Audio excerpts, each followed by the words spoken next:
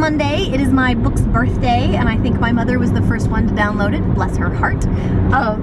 So my sister and I both said that my mom should not read this book because it's got some things that she would not like the smooching and bloody gore and tattoos. Like, she really gets the tattoos and you know, things like that. So we didn't let her read it before it went to print, so I couldn't stop her from buying it, and now she has read it, or is on the, you know, 2/3 of the way through it, and she sent me a text message about an hour ago that she wanted to know if the person who proofread my book was British, which was vague and troubling. So I texted her back and I said, how many errors have you found? And she said, oh no, I was just curious. I was like, Mom? She says, just curious. Mom, you need to tell me where the mistakes are. And then she sends back, I have to read. And that, to me, just, I lost my mind. So I had to get her on the phone. I called her up and finally wheedled it out of her that there were a few or a couple of mistakes. And so apparently the big one that she could remember was that I used the British version and the American version of spelling of a word interchangeably. And I vaguely remember in my head while I was writing this thing that those were going to be two different things. So I spelled them differently. But I never went back or explained why they were different. So, you know, the person who knows that they are the same word just spelled differently for different countries is going to be like, what? And then she said there were a couple of spacing formatting issues, which weren't exactly my fault. They were the formatter. So when the book gets sent, it gets formatted into these different ways, and sometimes extra spacing or weird lineup happens. You know, and hopefully those first editions with errors will be worth some money someday. I'm thinking about numbering them just for the sake of numbering them like they're art.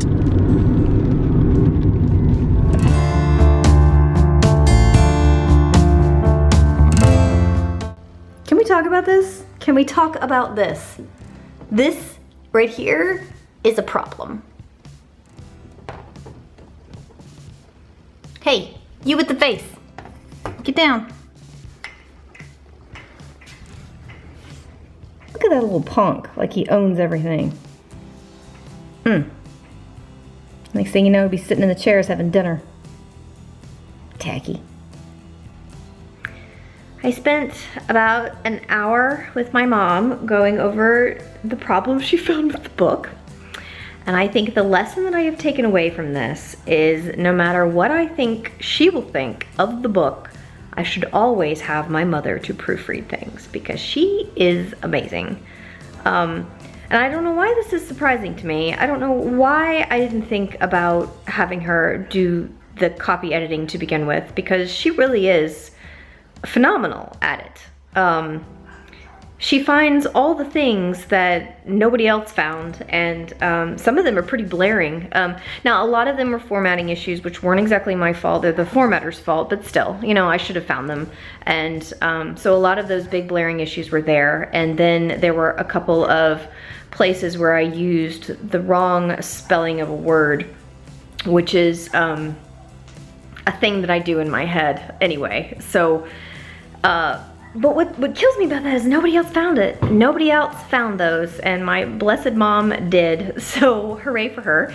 I have sent the corrected versions up to the eReaders and requested that Amazon push that update to the people who've already bought it, and hopefully they'll do that. They only do that if they consider it to be critical, and of course I think it's critical because it makes me look like an idiot.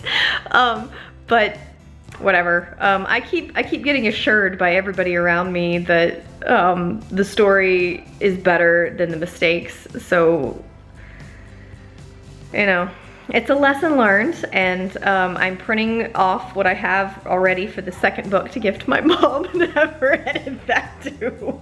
So that's a thing that's going on in my life right now. I have also reordered paperback copies with these corrections in it because, you know, I don't want to send, people are spending a lot of money on this paperback, and I'm so torn. I'm so torn between sending them what I've got or what I'm getting potentially first, which will be the mistake versions, or if I should send should just wait a day or two and send them the good stuff. And I think I'm gonna end up waiting the day or two and sending them the good stuff, because it's not, they aren't separated by, the order wasn't separated by that many days. So I think I'm just gonna wait, because I think it's better in the end to send what you know to be the best version than to send a bad one with a little, sorry about that guys, note. It's just such a bummer. It's such a bummer. So much effort into this, and you know, all it took was my mom. So there it is. There it is, a lesson for everybody. There's my semi-pro tip of the day. Always get your mother to proofread. No. Always get my mother to proofread, because she is the best at it. And that's what I'm taking away from this experience. That, and it's emotionally exhausting. So there's that as well. I'm so glad that nobody who's bought this has posted horrifying reviews about all of the errors in it. So maybe they won't. Maybe they'll be kind. You know, maybe Amazon will push the updated one quickly, and they won't have started reading until the weekend, and they will get the update before they start reading, and no one will ever know. Because heaven knows nobody watches this. So, yeah, that's what's happening, and Remus is now on the table roosting on the shipping supplies. So I'm gonna extract him from that and go to bed, because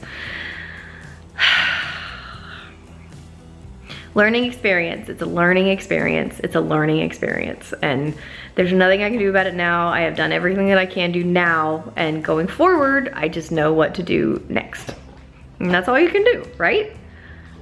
Right.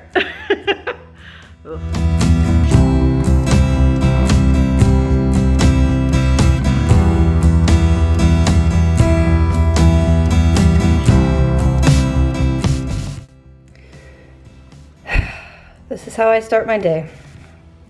First time I've ever cracked one. I've owned iPhones for 5 years. First time I've ever broken one. Blast.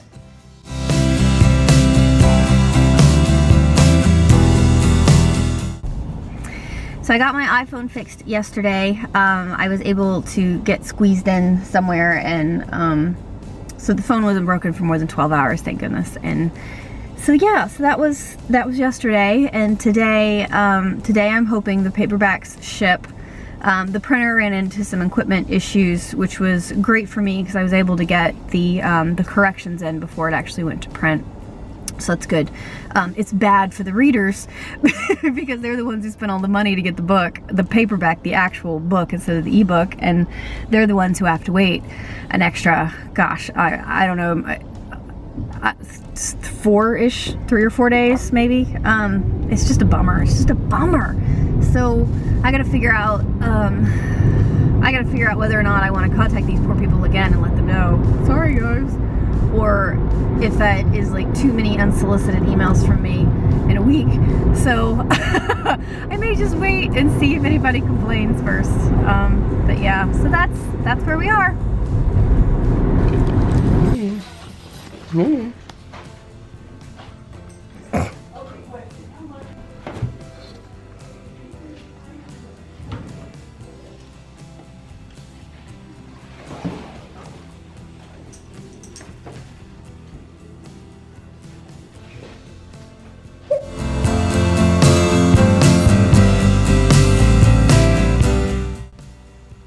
And that was my week.